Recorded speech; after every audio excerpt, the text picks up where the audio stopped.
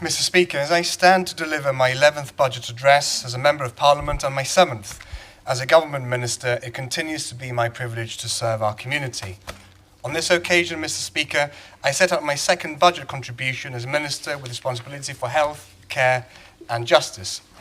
On writing this year's address, I considered how best to detail the milestones and objectives that my various responsibilities have achieved in the past financial year.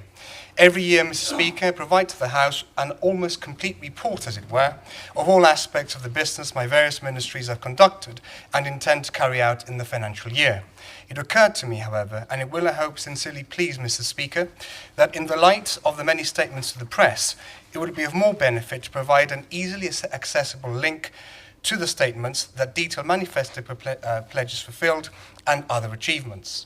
Mr. Speaker, should any member of the community wish to consider, they can go to the government website at www.gibraltar.gov.gi.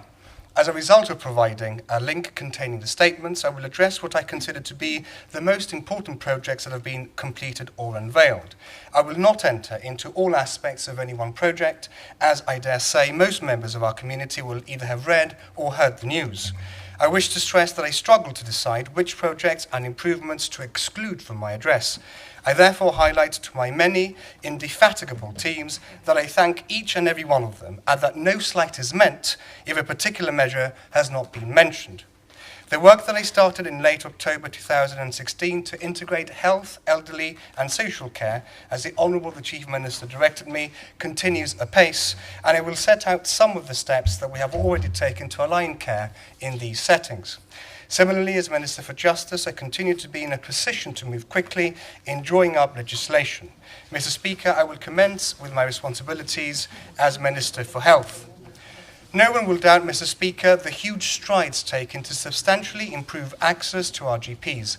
It is an important point to make that on a daily basis, an average of 450 to 550 persons are seen by our fantastic cadres of GPs.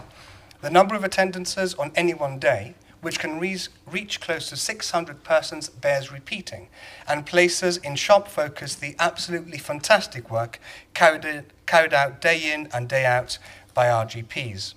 I provide, Mr. Speaker, a flavour of the most notable PCC reforms. On the 27th of December, GP walk-in clinics were introduced for the very first time to deal with the winter flu season. Within days, appointment capacity in the PCC was markedly improved, with an average of 48 unused appointments every single weekday. The appointment availability has never been seen in the past, and certainly not in the winter months. And our primary care services more than effectively kept pace with the winter flu surge that created media-worthy difficulties in European countries. Nurse Sullivan results represents modern and well-established practice adopted in GP practices in the UK.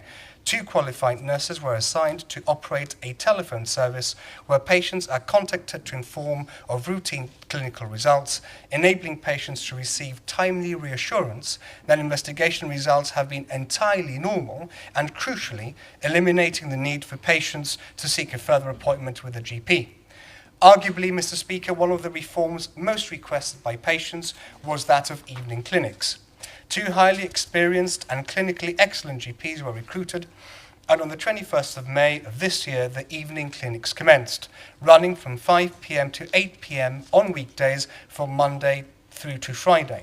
Evening clinics provide a welcome and seamless service to patients after they have left work. The interrelationship between A&D and the PCC has been very closely scrutinised to understand the reasons for the high number of patients attending A&D for medical issues that could perhaps be better managed in the primary care setting. It bears repeating, Mr. Speaker, that almost the entire population of Gibraltar has attended A&D at least once a year, compared to 30% of the UK population. As a result, 2 young and dynamic full-time GPs have been recruited to work in the See and Treat service, nurses and GPs working together to see patients as they walk in through the door. Further, a fully digitised telephone system known as the MyGHA automated telephone service and accessed by dialing 2007 was fully activated at 6 p.m. on Sunday of June of this year. As of the time of writing, a total of 511 appointments have been successfully booked via the new system. The PCC has received overwhelmingly positive feedback as to the ease with which appointments can now be booked. A general practitioner with special interest in substance misuse and addictions started work at Boosters Farm every Wednesday morning from the 30th of May. Dr. Taylor's role is not only as a highly experienced GP in the PCC, but also to work closely with the drug and alcohol awareness and rehabilitation services to significantly improve recovery from substance and alcohol addiction. To mirror Dr. Taylor's role in Boosters Farm, Dr. Flores dedicates Wednesday mornings to run a GP clinic in Her Majesty's Prison, thereby creating a greater level of continuity of care not only for prisoners, but also for those who may be connected with prison and rehabilitation services. On the 1st of May of this year, Mr. Speaker, a very experienced local GP was recruited to establish and run an extensively planned sexual health and family planning service. Based in the PCC, this will be a well-person unit and will incorporate well-man and well-woman health screening as part of a comprehensive, confidential and non-judgmental family service. Our patients will have access to an experienced and professional source of advice to help them make informed decisions for their family planning and commences in September of this year. The aim of the Well-Person Unit, encompassing screening clinics as well as family planning and anonymous sexual health advice, means that any person attending can do so knowing that their presence at the unit will not indicate the reason for their visit. An entirely non-judgmental, confidential and anonymous service is an absolute must for this service to succeed. Mr. Speaker, the new Primary Care Centre and the new Children's Centre is one of the most significant projects in my privileged time serving as Minister for Health. I have been deeply honoured to announce, along with the Honourable the Chief Minister, that by July of next year, works will have been completed to deliver a new and fully bespoke 3-storey primary care and community centre in the grounds of St Bernard's Hospital. Access to the new PCC will be through the main hospital. The ground floor will have 15 GP clinics with nurse practitioner and diabetic specialist clinics, a district nursing office and nursing clinics including lymphedema suite and a nursing observation and treatment area. The first floor will consist of a further 15 GP clinics and the specialist clinics for dermatology. The second floor will have 7 dental clinics and a central waiting and play area for children waiting to see their dentists. This floor will also accommodate the more specialised clinics, which, by virtue of being on the top floor, will be slightly more separate from the bulk of clinics on the ground and first floors, allowing these specialist clinics a greater level of privacy and quiet during clinic hours.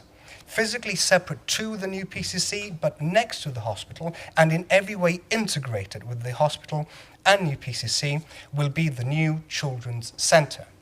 A project very close to the heart of us on these benches and perhaps one of the most voiced requests by our community.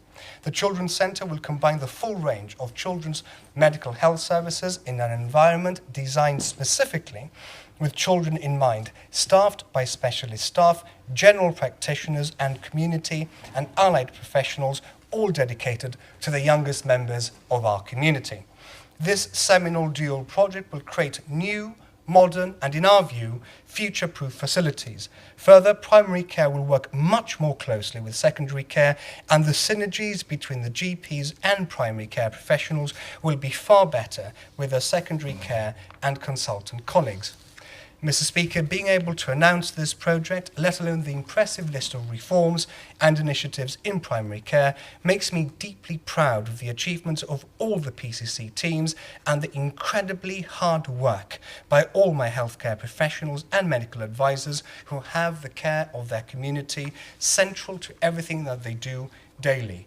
From me, Mr. Speaker, to all of them, and I am sure on behalf of the entire House, thank you. Mr. Speaker, from primary care, I move perhaps rather unimaginatively to secondary care. The GHA's work in this area is guided by 5 overriding principles. The first is effective bed management, sustained bed availability, and improved patient access. Secondly, improvement and expansion of services, including the repatriation of services. Thirdly, establishing and embedding clinical governance structures and systems. Fourthly, returning the GHA to financial balance to ensure value for money. And fifthly, improving the patient experience and increasing community participation in formal GHA structures. Mr. Speaker, I set out only some of the most notable reforms. A new computerized flagging system was introduced at A&E and the Primary Care Centre to notify staff of all serious medical conditions or disabilities and of any assistance required. As part of the objective to improve the patient experience and increase community participation in formal structures, it gave me great personal pleasure to establish the Advocacy Council for Healthcare Users with Additional Needs. The Council is formed by key patient advocacy groups. The meetings have been very productive and represents a new chapter for the GHA and a wonderful opportunity to work even closer with our patients and service users so that we can improve and develop care services that we provide.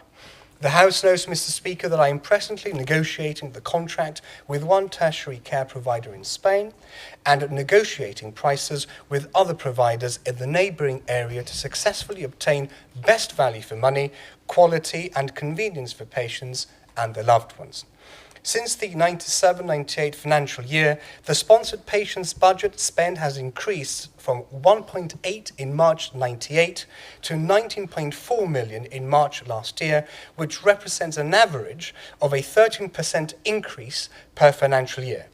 This past financial year, substantial work has been carried out to take back proper control of a sponsored patients' plans of care by GHA consultants. The critical importance of ensuring that our patients' care is fully managed by one of our consultants and liaising with all other professionals has had the welcoming effect of resulting also in efficiencies of £6.8 million compared against the sponsored patient budget of last year. I am very proud to note, Mr. Speaker, that in the last financial year we have seen a marked decrease in sponsored patient spending for the first time in many years. It is the first time in the last 11 financial years that sponsored patients has not gone over budget and has come in at a surplus in allocated funds.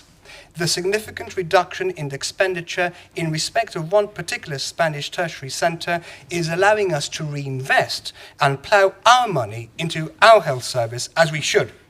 I remind the House of the many services already repatriated, such as vascular surgery, renal replacement, keyhole bariatric and colectoral surgery, specialist shoulder and ankle surgery, including replacement shoulders and ankles, urology and haematology.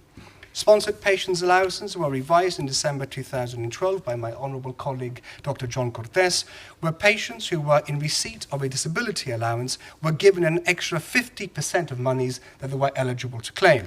On the 1st of July 2015, my colleague again ensured that the weekly maximum allowance for sponsored patients was increased by 18%, from £400 to £27 to £504 per week, with a corresponding increase in the allowances for those staying at Culper House. Today, I am pleased to announce an adjustment to the daily allowance paid to sponsored patients whilst overseas. At present, the patient and escort receive a daily allowance of £15, which increases to £23 when the patient is admitted. This will now change to a flat rate of £25 per day. Mr. Speaker, at the GHA, we are entirely committed to training our staff to the highest standard, and to this end, we have embarked on a programme to establish and embed clinical governance structures and procedures in the GHA. Various essential committees have been established at the GHA, all of which contribute to the effective running of the organisation and ensure quality, patient safety and patient choice. For me, the very heart of clinical governance must necessarily come from the feedback we receive from patients. In this respect, it is relevant to note that the GHA recently took on board all of the recommendations from the investigations carried out by the Ombudsman in his 2017 report. Many of these complaints, Mr. Speaker, could have been resolved quickly and efficiently by the GHA, and we failed our patients in not having done so.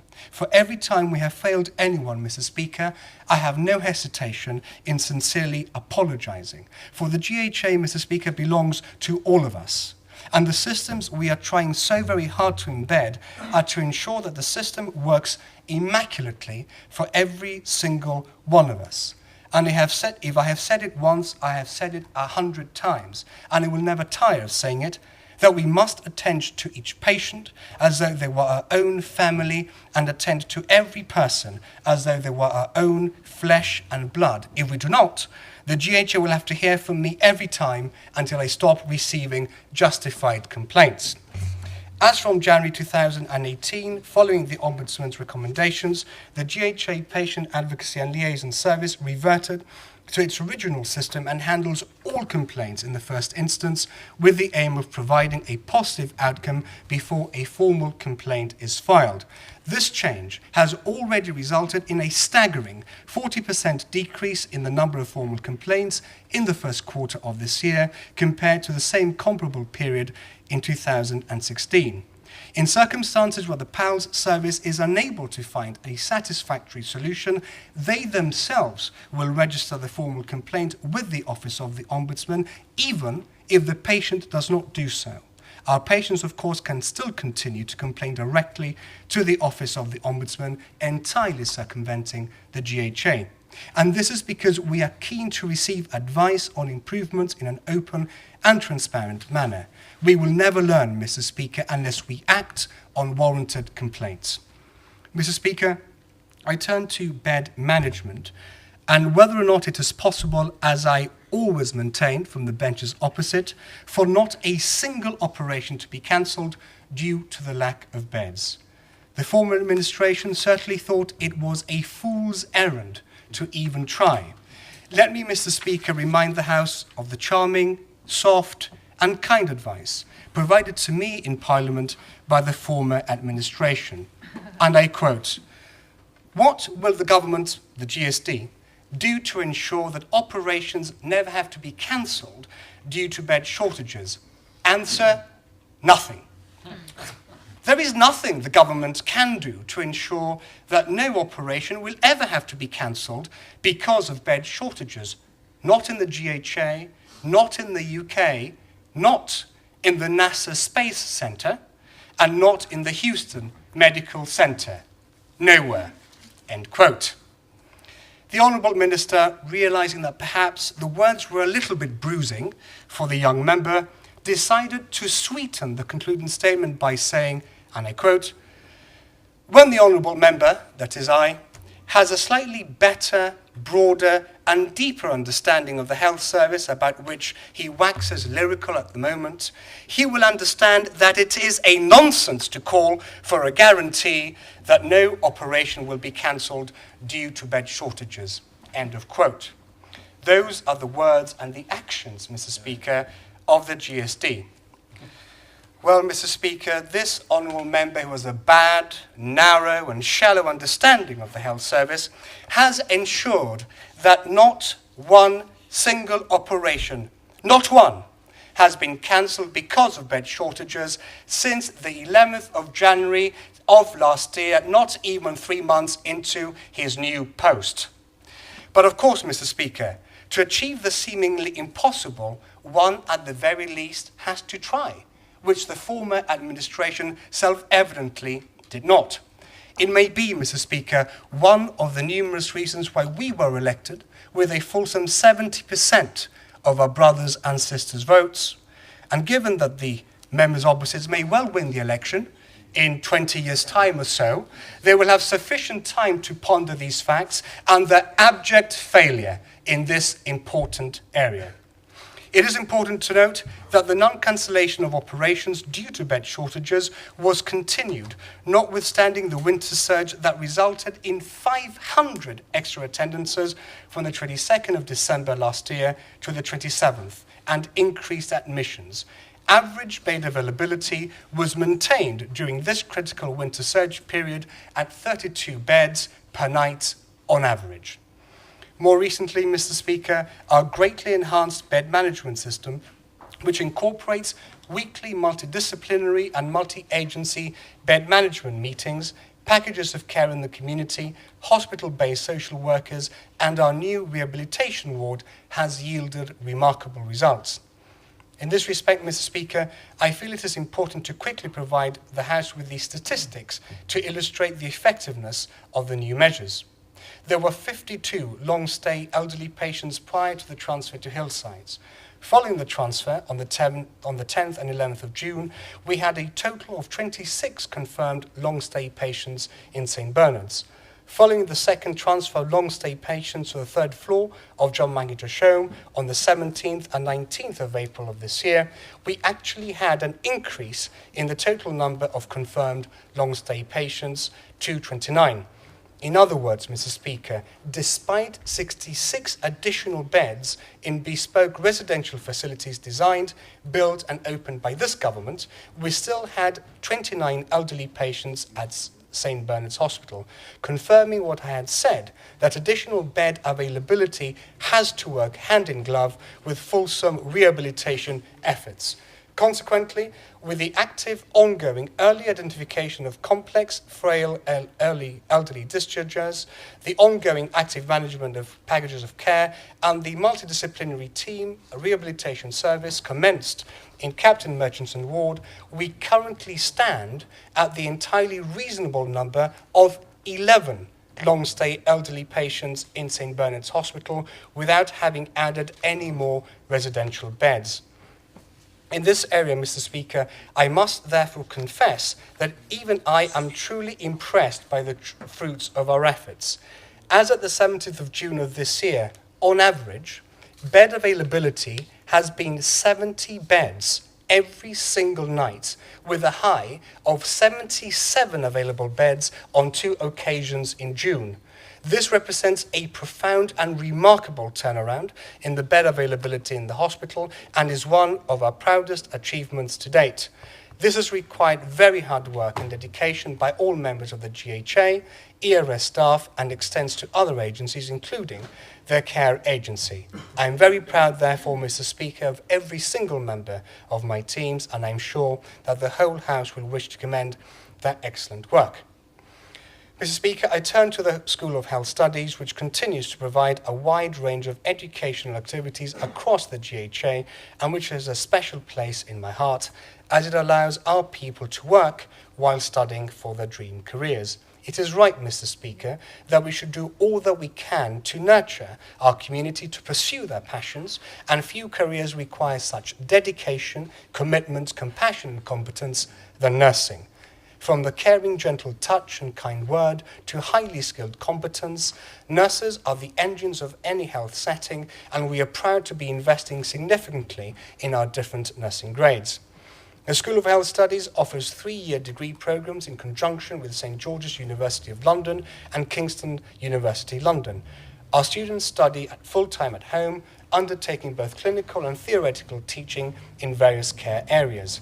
The programs on offer include a BSc Honours in Adult Nursing. In addition, the School of Health Studies deliver enrolled nurse courses, diploma higher education in nursing, and a Master of Science in Leadership and Management of Healthcare Practice, in collaboration with Pearson Edexcel, St. George's University of London and Kingston, and the University of Salford. An extensive variety of programs on continuing professional development is also delivered to staff and the School of Health Studies. Mr. Speaker, graduation ceremonies have taken place with the largest number of nursing graduates receiving awards in Gibraltar. All 14 pre-registration students graduated, with 4 achieving first-class honours. In addition, Mr. Speaker, a further 10 professionals attained the level of BSc in healthcare practice. 12 enrolled nurses and members of staff from occupational therapy also received the QCF Level 3 award, along with 17 healthcare assistants who received the Health and Social Care QCF Level 2 award.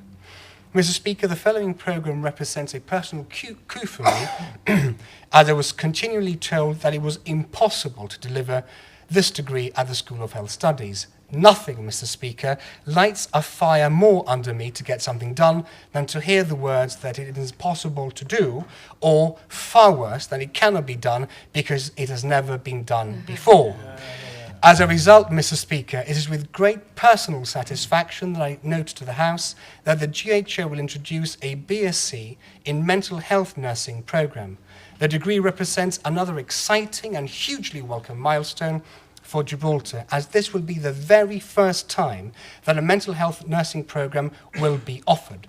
The programme is being introduced to meet the needs of the ever-growing mental health care services in which the government have and continue to invest. Even further, Mr. Speaker, the Care Agency is inviting applications for a 3-year full-time BA honours course in social work, which will be delivered here on the Rock. This is also the very first time that a degree in social work will be delivered. To this end, the Care Agency has been working with the Gibraltar School of Health Studies, Kingston University, London, and St George's University of London. And in this respect, Mr. Speaker, it would be remiss of me not to thank the Honourable and my colleague, Minister Sacramento, for having pressed me on this very matter. Yeah. Mr. Speaker, I now turn to finance. As honourable members know, the 17-18 outturn for the GHA is 120.4 million, an increase of 1.9 million over the previous year.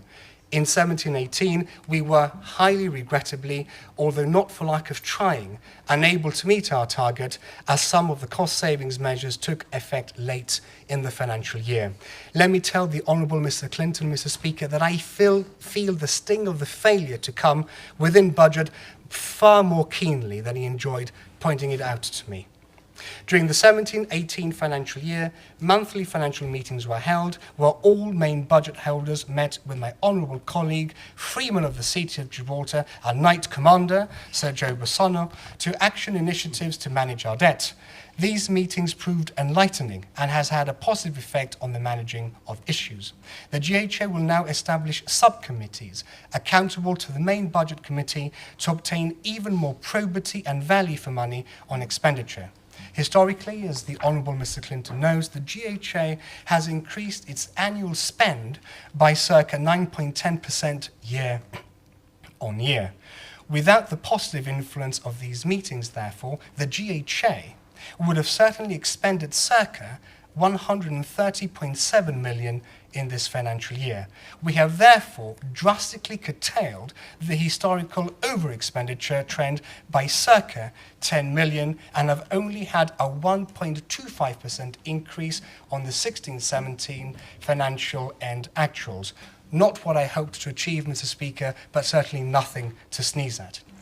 Further, it is important to highlight that in the context of the expenditure from the consolidated fund, the overall increase of 16-17 to 17-18 was 14.6 million, of which the GHA only accounting for 1.7 million, demonstrating the effectiveness of the measures taken.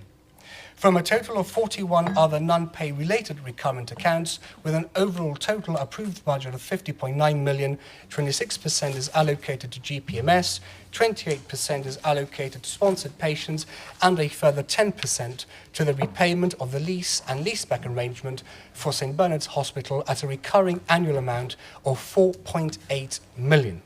The remaining 36% of other non-pay related recurrent accounts is distributed amongst other clinical and patient demand-led budgets, with drugs and pharmaceuticals accounting for circa 4 million. This increase being mainly due to the high cost of chemotherapy medication. Mr. Speaker, it is my pleasure to now turn to describe some of the more noteworthy advances in mental health. As the House will recall, the Crisis and Outreach Services was introduced with the Community Mental Health Team. The reform introduced an additional and very much needed tier of support for community patients outside normal hours. In conjunction with my colleague, the Honourable Minister for Housing, which I thank, the first supported accommodation initiative has been introduced. This initiative assists patients previously admitted to hospital to live independently. Mr. Speaker, it gives me the greatest personal satisfaction to announce that a new and much needed service in the form of a locally available clinical psychology for children and families is being set up to meet the increasing and expanding demands of children. It is envisaged that when at its full capacity, this service, which will start in October, will be able to address the mental health needs of all of our children population and the families right here at home. The new child psychology team will be an integral part of the GHA Pediatric Neurodisability Service to ensure that all children, especially those with additional needs, are afforded timely and effective professional engagement by the comprehensive GHA Pediatric Multidisciplinary Neurodisability team. The child psychology team will also assist in the development of locally relevant, individualized care plans for children and their families, and to help all children be the happiest and healthiest they can be, and so growing up to be productive and valued members of our community. In summary, Mr. Speaker, what my GHA teams have achieved in the last financial year, I think, is nothing short of remarkable, especially when we consider that we have spent virtually the same as the 16-17 financial year, yet we have significantly increased the number of clinical staff, we have repatriated more and more services, meaning Gibraltarians can now access services locally, joint replacement operations have almost tripled, there have been no cancelled surgeries due to lack of beds, and we have maintained sustained bed availability in St. Bernard's Hospital. Moreover, Mr. Speaker, as I've had the privilege to recently announce in the House, we have achieved significant and hugely welcome reductions in all but one of our surgical waiting lists and are working hard to bring that laggard into line. All of this has been achieved by investing in our most valuable commodity, our excellent workforce, which is led by clinicians who are developing, empowering and supporting staff to carry out the works to the highest possible standard.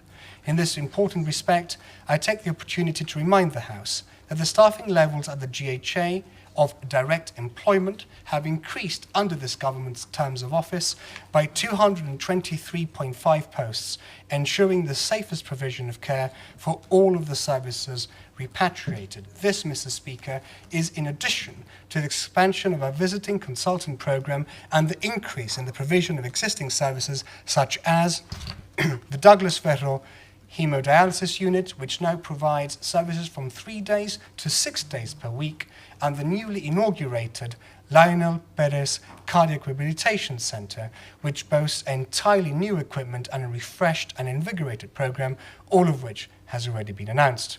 The GHA has also connected with other government agencies, such as the Care Agency, Education, Housing and Rehabilitation, to provide truly holistic care to the people we serve. I am firmly of the view that the incredibly hard work carried out by the GHA staff in the last year, the return of the matrons to ensure the highest clinical and other standards on the ward floors, and the substantive leadership restructures at the GHA is but the beginning of a series of improvements. It has been my extremely good fortune to be surrounded by such excellent professionals. I also wish to place on the record my most sincere thanks to the Honourable the Chief Minister and Deputy Chief Minister and the Honourable Sir Joe for the countless calls, emails and meetings they have afforded to me, in which they have provided me with their invaluable advice and support. Mr. Speaker, I thank all of them, and I'm sure the whole House will also wish to thank the excellent professionals at the GHA. Mr. Speaker, I turn to the Care Agency's social services, and I start with adult services. The overall aim of adult services is to provide the highest possible standards of service to those adults who are vulnerable as a result of health or social care needs. During the 17-18 financial year, adult social services received 847 referrals for social work and support, an increase of 240 referrals from the previous financial year. Domiciliary care continues to be provided to assist vulnerable or elderly people at home. A new and robust reviewing system is in place to ensure care is provided to those in need. The implementation of this reviewing system has seen 390 individuals receive a package of care this year. This is an increase of 127 persons from the previous financial year, with no increase to the budget. The implementation of a social work team made up of 2 social workers and a social work assistant based at St. Bernard's Hospital has resulted in a total of 83 patients having been discharged with packages of care to support their rehabilitation and recovery. In turn, this has helped prevent failed discharges by ensuring persons can remain at home with the support they require. The Waterport Day Centre continues to provide an excellent and popular service to around 88 of our elderly citizens weekly who have been involved in a range of different community events organised by the Centre's loving, kind and dynamic team. Safeguarding awareness continues to increase year on year. In the last financial year, 41 referrals in respect of a range of different alleged abuse of vulnerable people were received and assessed. Additionally, training has been offered to safeguarding lead managers and investigating officers across the care agency and the GHA. Expertise and specialism continues to develop in the area of work with people who sexually offend. The Adult Social Services receive training in working with partners of individuals who commit sexual offenders. This is because partners of sexual offenders can be positive influences in their lives and help reduce the risk of reoffending. Additional training has been provided in working with individuals with learning disabilities who display behaviours of concern. Further developments have been made in the area of working with people with learning disabilities at the risk of being sexually exploited. Training and case consultation was provided in February 2018 using the Science of Safety model. This model will be extended to vulnerable adults within the community in this financial year. Mr. Speaker, I turn to talk about the work undertaken by the Child Protection Committee, which is responsible for coordinating with relevant organisations how they should best work together to safeguard and promote the welfare of children and young people and ensure that agencies provide an effective service. The committee analyses trends in children's safeguarding issues to advise the government on the development of appropriate services and resources. To ensure the Child Protection Committee's ongoing professional development, the Care Agency organised the annual training. Over 50 practitioners attended. The Child Protection Committee has generated awareness on the dangers of sexting, and it is envisaged that all schools will receive presentations before the summer break. Children's services comprise a number of different services providing for children and their families when in need of protection or support. As part of our manifested pledges, the Family and Community Centre was inaugurated on the 27th of September. This centre is a facility for our community which aims to intervene and support families as early as possible. Since the opening of the Family and Community Centre, there has been a steady increase in the development of different programs and activities taking place for children and families which are in line with the overall strategies of the children's services. The sessions have aimed to provide a welcoming and inclusive atmosphere where older children and young people are encouraged to take part in problem-solving activities and meaningful debates. The main focus during these sessions has been to provide children and young people with a space where they can be exposed to learning, self-awareness and develop community spirit. Mr. Speaker, as the House knows, the Disability Service, made up of St. Bernadette's Resource Centre, Dr. Giraldi Home and several flats in the community.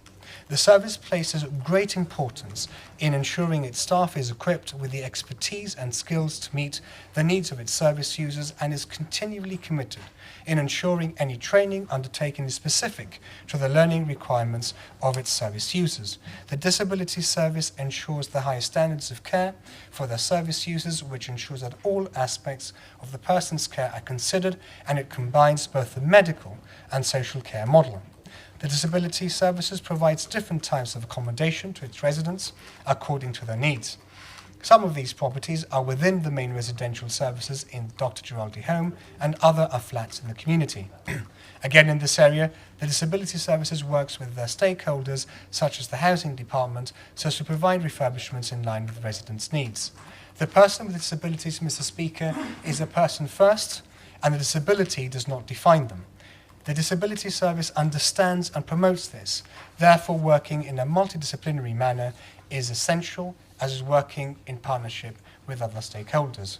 As such, the service has created an across-agency therapist committee and pathways of scope for services formed by occupational therapists, physiotherapists, and other relevant practitioners in order to work together. Mr. Speaker, I am very proud of the achievements of all the care agency teams and the incredibly hard work by my social care professionals who care so passionately for our community. From me to all of them, Mr. Speaker, and I am sure on behalf of the House, thank you. Mr. Speaker, it is with pleasure that I turn to ERS. an elderly residential services medical team has been formed. This consists of a consultant geriatrician together with 3 GPs who visit ERS every weekday.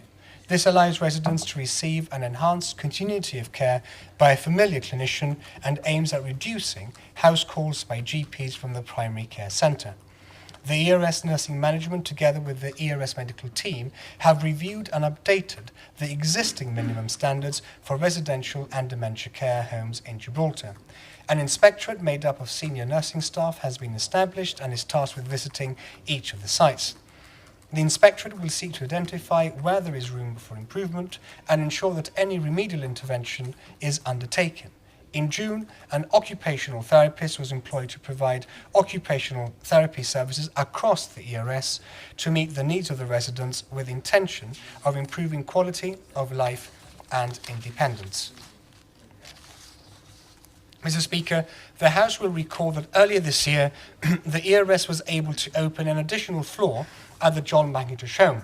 The fully refurbished and dementia-friendly floor has resulted in capacity increasing from 54 to 70 residents. The home boasts spectacular views, spacious bedrooms and common areas.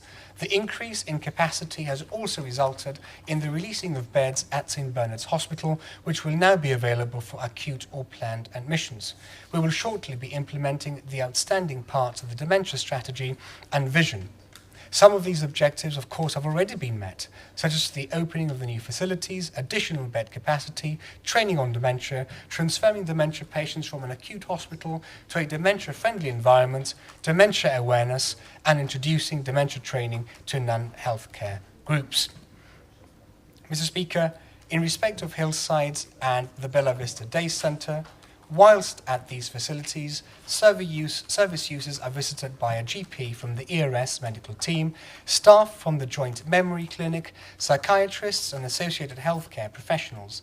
These interventions mean, of course, that whereas previously a person living with dementia may have had to be admitted into hospital in a crisis, their situation can be effectively managed in their own homes with the support from a network of healthcare professionals and their own families.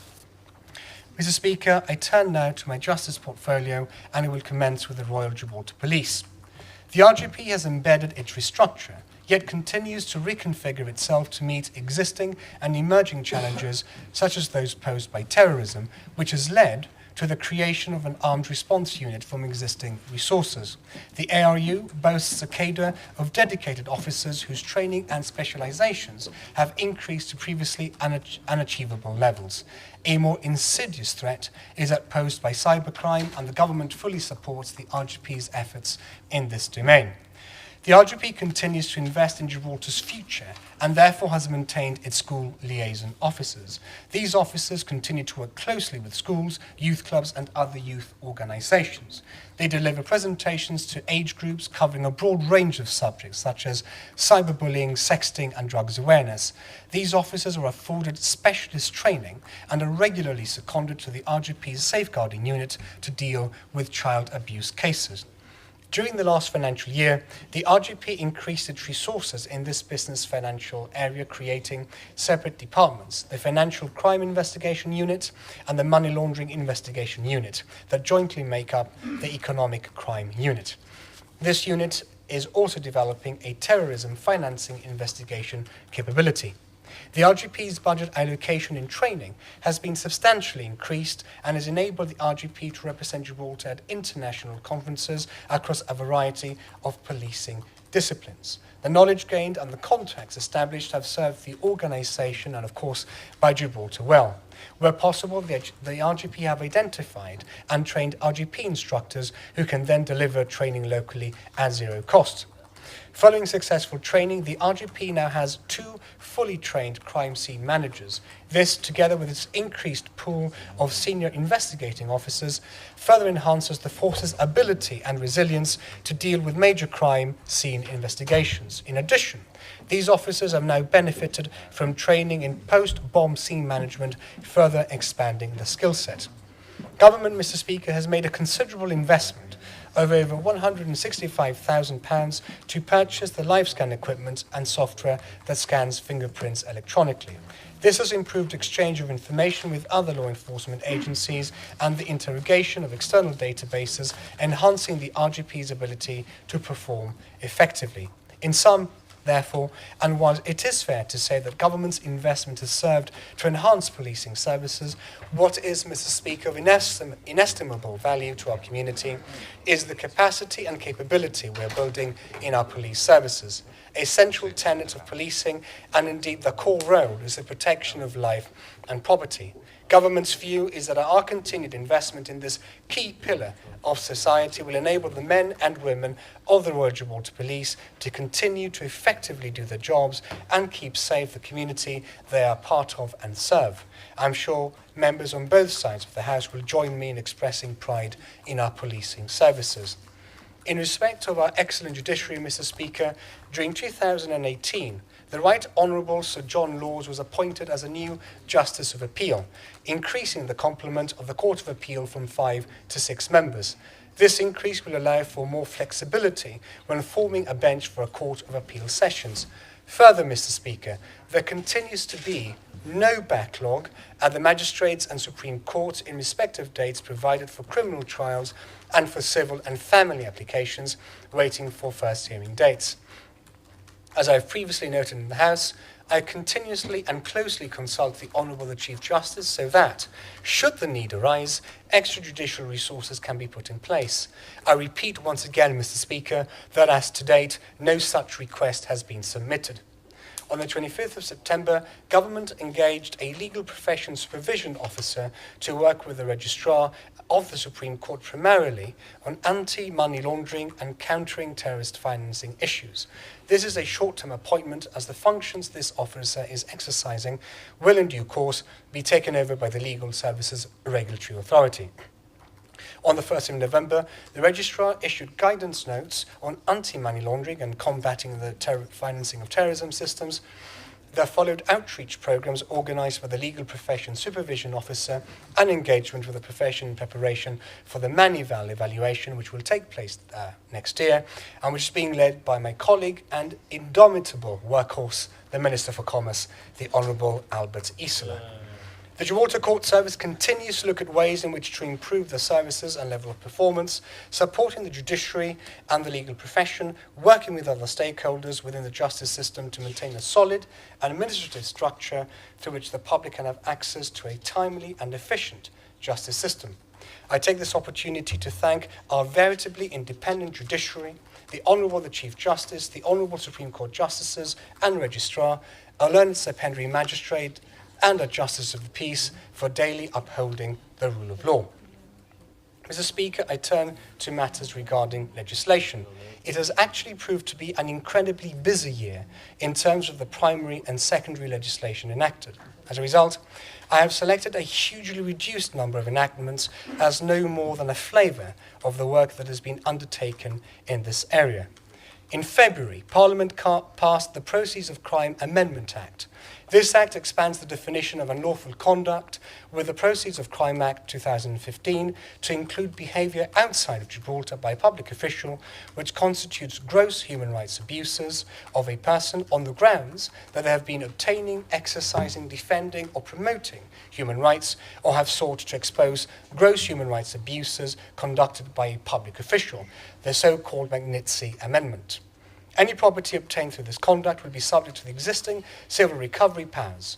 This was in addition to a first set of amendments to the Proceeds of Crimes Act, which updated our money laundering offences and made provision for moratorium periods which may be extended by the court in respect of suspicious transactions. February also saw the publication of the Public Health, Human Tissues, Cells and Organs Amendments Regulations, which makes provisions for Gibraltar residents to be able to register as organ donors. The UK transplant team will be contacted as soon as a potential organ donor is identified in Gibraltar, and this will allow for organs to be allocated to recipients on the UK transplant list. The UK transplant list also includes Gibraltarians.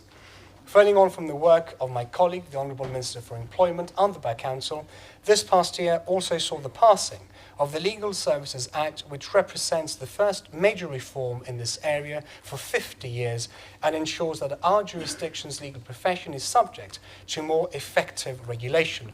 The Honourable the Chief Justice and the Bar Council are working hard to ensure that this Act may be commenced as soon as possible.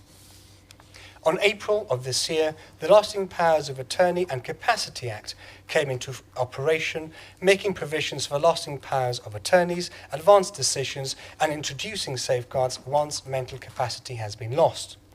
The Act represents a paradigm shift as to decision-making and to the care and treatment of those individuals who lack capacity. This legal framework empowers and protects those who cannot make specific decisions for themselves. It works hand in hand, Mr. Speaker, with the continuous efforts of the government in increasing the awareness, early diagnosis and care for those with mental health issues and dementia.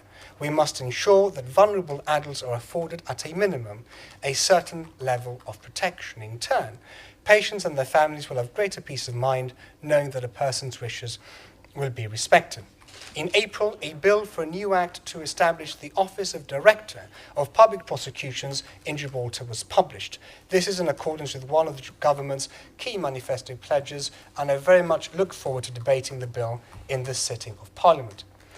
Mr. Speaker, the House will also recall that it voted unanimously to establish the Law Commission to receive and consider proposals for the reform of the law. The Law Commission is comprised of myself as a Minister with responsibility for justice and Her Majesty's Attorney General as ex officio members, together with a panel of highly distinguished and high-caliber local experts in different fields such as education, the environment, financial services and the law. The Law Commission is presently engaged in examining eligibility for parole licensees, which in Gibraltar is usually possible after 1/3 of custodial sentence has been served, and whether the maximum sentence available in respect of certain offences in Gibraltar should be amended, or local guidelines issued in this respect, so as to take account of differences between the UK and Gibraltar. These areas that the Commission is tasked to look into matters in which I have a particular and personal interest, and which I know the public in Gibraltar are also keen should be properly and fully examined. At our last meeting, the Law Commission received evidence from the Prison Board, Probation Service and the Parole Board, and I wish to record my sincere thanks for the time and contributions, as well as my thanks to the Law Commissioners for also giving freely of the time on, I think, such an important endeavour. Mr. Speaker, it is with great personal satisfaction to note that Government and the Bar Council agreed the reforms to the legal assistance regime, which were the subject of detailed discussions with the Bar Council and other stakeholders, and are, in my view, a correct balancing between the need to significantly improve access to justice by increasing eligibility for legal assistance, with the need to ensure that taxpayers' money is not used to fund unreasonable cases. We have increased the thresholds for financial eligibility, raising the £5,000 limit for earnings to over £14,000, and increased the capital amounts that may be held by applicants from £500 to £10,000, and allowing the first £50,000 of equity of a person's that they may have in their property to also be disregarded when working out capital owned. I have no doubt that this entirely new legal framework will decisively and significantly increase access to justice to members of our community who most need it. Further, the introduction of the Duty Legal Representative Scheme, which will commence in October, will secure advice and representation to persons in custody 24 hours, 7 days a week, thus guaranteeing arrested persons' human rights. Mr. Speaker, the Gibraltar law officers are currently under more pressure than ever, because quite apart from the usual volume of work and converting the relevant government pledges into legislative frameworks, they have to contend with the legislative realities of Brexit and the Honourable the Deputy Chief Minister detailed. I wish to therefore thank them for their continuous dedication. It has, thankfully, I am sure honourable members will agree, Mr. Speaker, been another uneventful year for Her Majesty's Prison. The Prison Board continues to report a mostly relaxed atmosphere observed during the monthly inspections. Statistics in respect of prisoners' minor offences remain static at about 2.6 cases a month. Daily average Inmate population figures for January this year stood at 47.1 prisoners. The average population of the last financial year stood at 46 prisoners, down from 53 prisoners in 16-17. Last year, on average, 23% of the prison population attended educational classes, 32% made use of the gymnasium, and 17% attended vocational classes.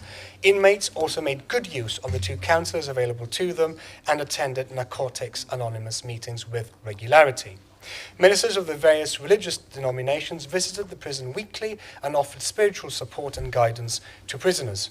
Indeed, religious educational classes were popular and attended by a quarter of the population. Additional initiatives commenced over the last 12 months include meetings with the senior management at the Departments of Employment with a view to identifying and encouraging potential employers to offer employment to those leaving prison, affording stability and financial support to ex-offenders and contributing to the reduction of the reoffending rate. I am pleased to note, Mr. Speaker, that already one employer has come forward and engaged positively with this initiative, offering offenders an opportunity, with 12 offenders already having taken his offer of employment. Given the difficulties encountered by ex-offenders in such a small community, it is extremely gratifying to see such efforts being made, and the hope, of course, is that more employers will come forward in due course. Her Majesty's Prison is working closely with the career section within the Department of Employment in support of individuals, identifying not just existing employment opportunities, but further training potential in the private sector. In addition, the Department of Economic Development continues to provide a framework in which training and employment opportunities can take place, including the provision of a counsellor for prison. Further, those prisoners nearing release are also offered employability skills workshop together with face-to-face life coaching, enabling them to gain insights and clarity towards their future goals. An intervention that not only unlocks human potential, but also prepares for the working world. The management team of the prison service very much welcomes the early intervention strategy and is happy to facilitate potential employers through the Department of Employment with face-to-face interviews with those nearing the end of their terms in custody, with a view of offering gainful and meaningful employment within our community. Relatedly, during the last 18 months, a total of 9 individuals had drug testing imposed as a condition of their parole licenses. The prison is also trialling the use, Mr. Speaker, of tablets for prisoners. This exciting project has been made possible by the ongoing partnership between the prison and a UK provider of specialist equipment for use in prisons. These electronic tablets contain a wide variety of rehabilitation tools, inclusive of full educational courses in subjects such as mathematics, English, ICT, and personal development. Inspirational videos, books, and other material on a variety of topics, including health and nutrition, sport, and preparing for employment, are included. An early survey of the trial showed that 78% engage in learning, 67% engage in personal development, 56% in maths, 44% in preparing for employment, and 44% in ICT. It is envisaged that the next stage of the trial will provide for the infrastructure works necessary to allow for remote connectivity and also for a greater number of prisoners to be involved. Such connectivity will also allow for prisoners to directly interact with relevant departments in the prison when confined to cells. For example, prisoners will be able to report a fault directly to the workshop department or book an appointment with healthcare, or indeed make a complaint. It is a fine example, Mr. Speaker, of how technology can improve the lives of those in custody and indeed increase transparency and accountability of prison management. Mr. Speaker, it also gives me the greatest pleasure to report to this House that one of the salient issues for the service over this coming year is the implementation of the recently conducted resources review. Prison management has been working holistically with staff and union representatives over the last 3 years to discuss and address historical issues.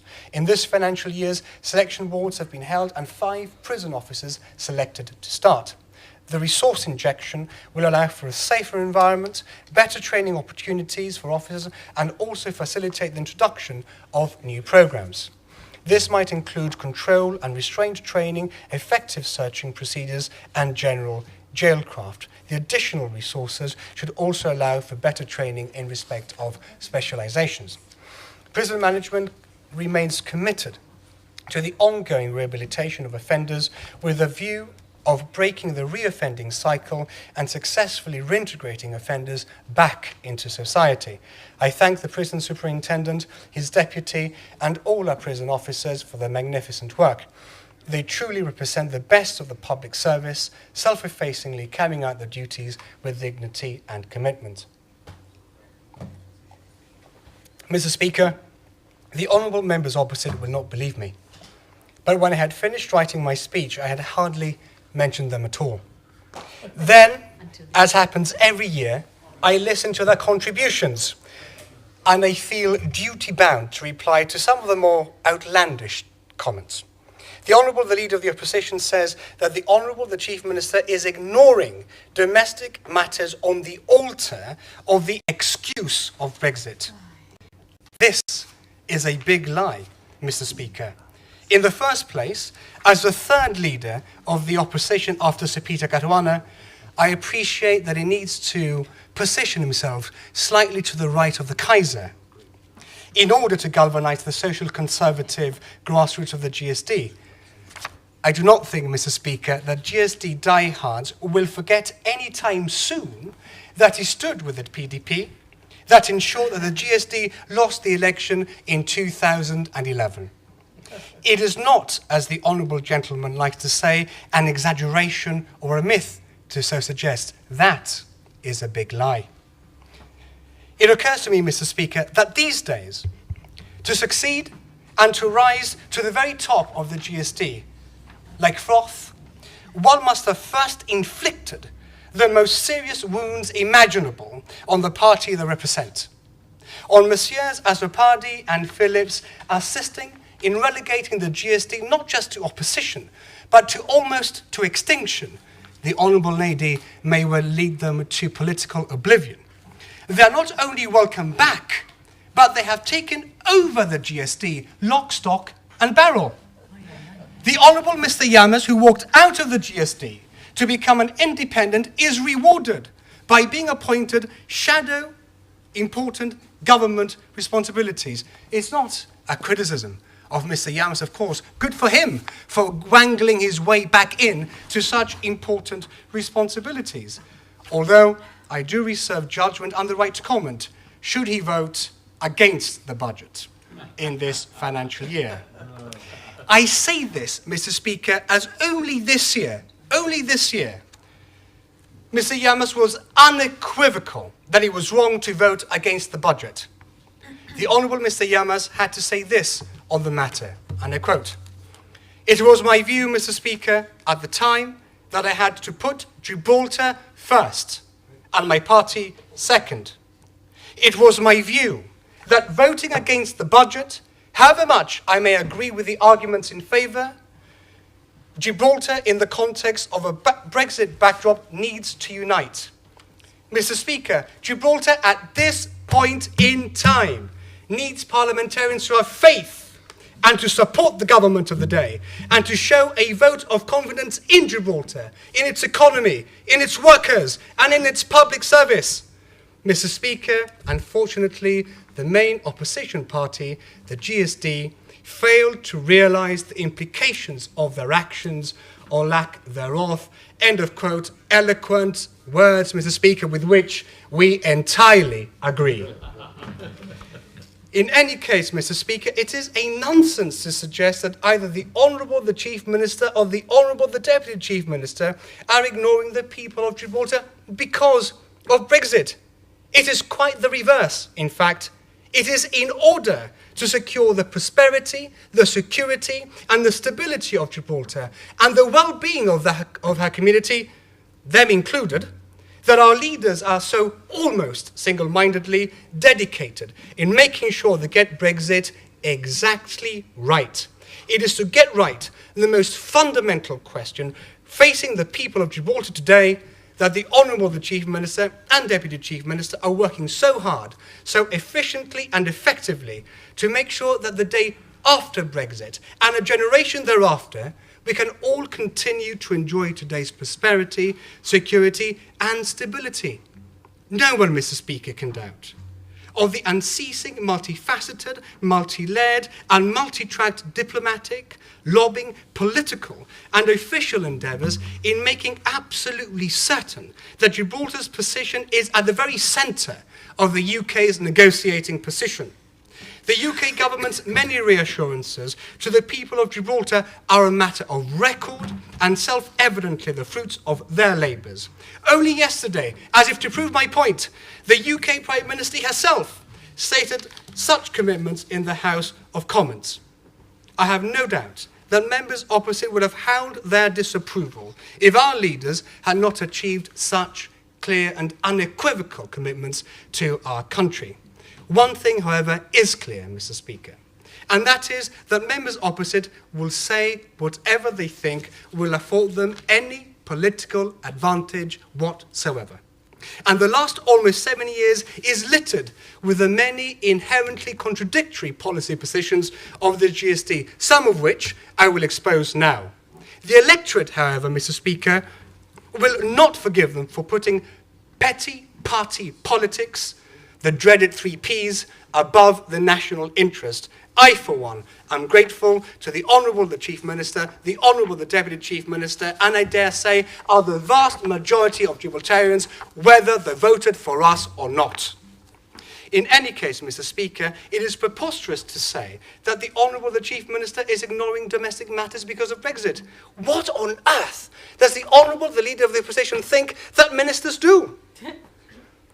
What does the Honourable Mr. Phillips think I do every day, if not to serve the public in my areas of responsibility? This office, Mr. Speaker, is not full-time. It is all the time.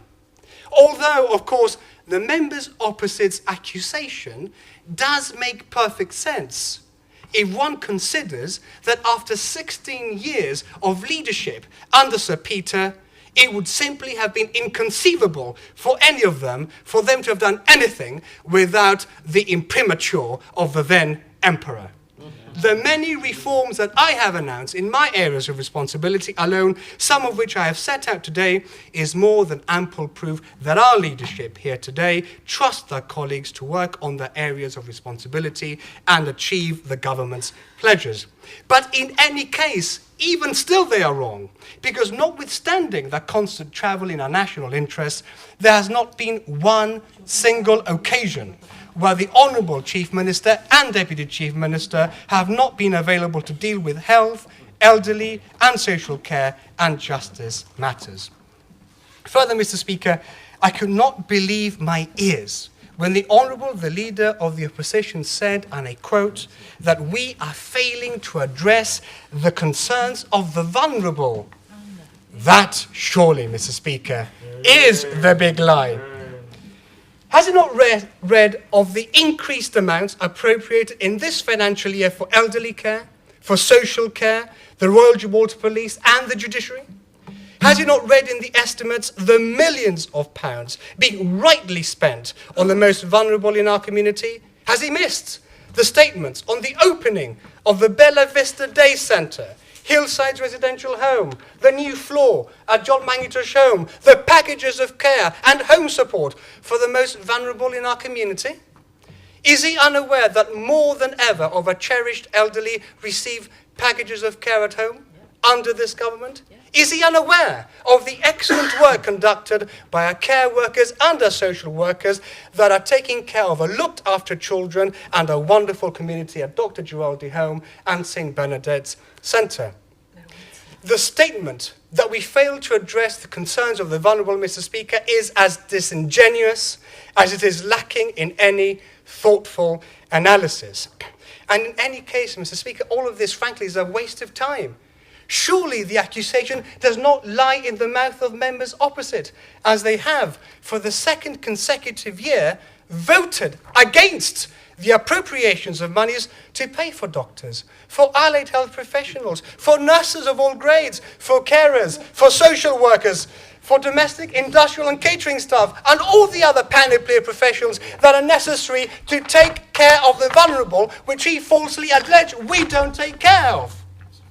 How does the member opposite think? How do they think, Mr. Speaker, that we can take care of one vulnerable person, let alone an entire community, if we decided to dock their salaries.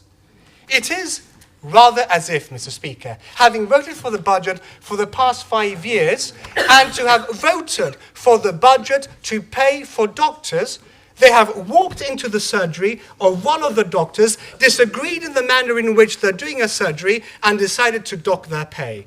Mr. Speaker, it's just not serious politics. I can well understand that they cannot possibly agree on every single item of government spending. Of course not. But surely they do agree that we need the entire range of resources to safeguard, to protect, and to take care of our vulnerable. If they agree that they are necessary, and how could they not, then by voting against the budget, they are saying they are not willing to pay for their salaries. It is that simple. The logical course, and I do appreciate that trying to elicit common sense from members opposite is a fool's errand, is to vote in favour of the appropriations to keep on the ventilating machines at St. Bernard's Hospital, among many other essentials, and set out the reasons why they disagree with any item of expenditure. And Mr. Speaker, it is not I that say so only, it is the Honourable Mr. Yamas, who so eloquently exposed the position of the government only in February of this year. As if, Mr. Speaker, they would have done what they have done every year, except last year. Except that the Honourable Mr. Phillips' analysis was singularly and spectacularly bereft of any analysis, instead relying on wildly unsupported generalizations, such as the unbelievably facile and utterly offensive statement that we're failing to address the concerns of the vulnerable. I will, of course, with the keenest reluctance, email paragraph 15 of his statement to every nurse, to every doctor, to every allied health professional, to every carer, to every social worker, to every police officer, so that it is made clear beyond peradventure, beyond any shadow of a doubt, that member opposites think that they are failing the vulnerable. Or does he think that I and members here actually go and administer IV drips to those that need our care? Does it not know that our jobs here is to vote for the appropriations of money to allow for professionals to do their jobs and get out of the way? Without the dosh, they cannot do the job.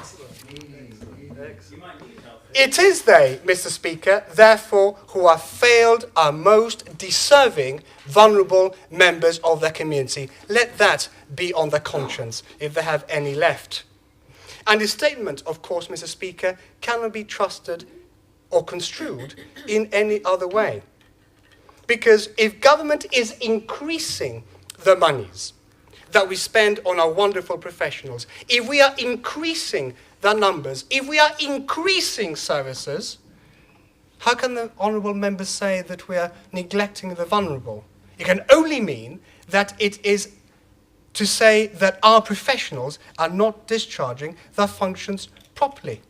The failure by the Honourable, the Leader of the Opposition, to afford this House with any substantive analysis of what honourable members opposite would do differently is compounded by the impossibility to divine the reasons for voting against the budget, other than for cheap political theatrics.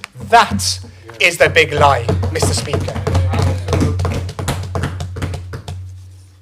At paragraph 32 of his speech, the Honourable, the Leader of the Opposition, could not resist to briefly alight on the GHA action, notwithstanding the footage, thankfully recorded for posterity, of a Unite the Union official being less than circumspect in the language he used against some members of the GSD who shamelessly decided to politicise the action and who admonished them for trying to use industrial relations for less than noble partisan ends. Naturally, their actions backfired.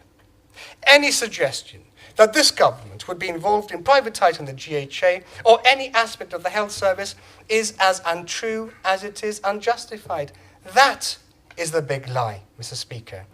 I refer the House to the statement of GHA and Unite the Union of last year, where we were delighted to note that in addition to 81 posts which had been successfully regularised, a total at that time of 57 adverts had been issued in respect of medical, nursing, ambulance, allied health professionals, consultant and non-consultant hospital doctor posts.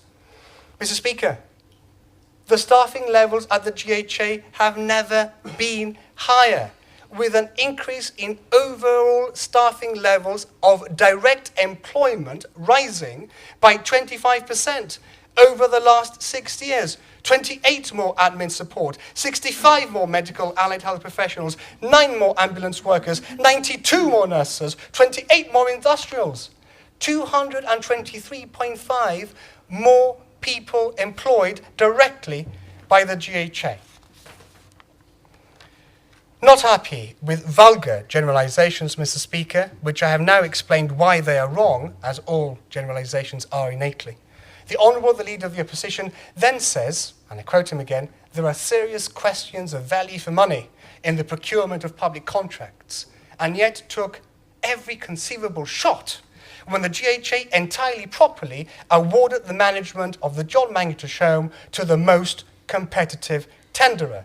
This attitude is the big lie, Mr. Speaker, and is just one manifestation of their inherently contradictory political discourse. This is because the former company charged the taxpayer more for 2 floors than the current operator charges the government for 3 floors and an additional 18 beds. The current operator employed the carers previously working for the former operator. Good for the public purse, where we can ask more for taxpayers' money, and good for the residents, who will benefit from a total continuity of care. How can they believe anything they say, Mr. Speaker? Then I heard the Honourable Leader of the Opposition say that we're not investing in our future. That is another big lie, Mr. Speaker. Does the Honourable Gentleman not hear himself speak? Has he not read any one of my statements on the School of Health Studies? Let me remind him. Since 2012, the School of Health Studies has seen 25 of our nurses qualify as registered nurses, with 8 further nurses due for completion in September of this year. Since 2012, 47 of our brothers and sisters have qualified as enrolled nurses, with an additional 17 qualifying in this year. Is he so blithely unaware of the facts on this one area in which he professes so much concern, that he does not know, or does not care to know, that Gibraltar is well ahead of the UK in providing leading-edge training for health workers to enhance standards of clinical care? Learning while working, Mr. Speaker, the very thing that the Honourable Mr. the Leader of the Opposition, says we are not doing. That is another big lie, Mr. Speaker. How can they believe anything that they say? Mr. Speaker, in any event, to conclude, it is no exaggeration whatsoever to say that it is my distinct honour to discharge important responsibilities for my community and with my community. I relish every moment that I have the chance, along with my teams, to better, to improve, to change a system that can provide better care for our community, to make life better for all those who come into contact with any of my services.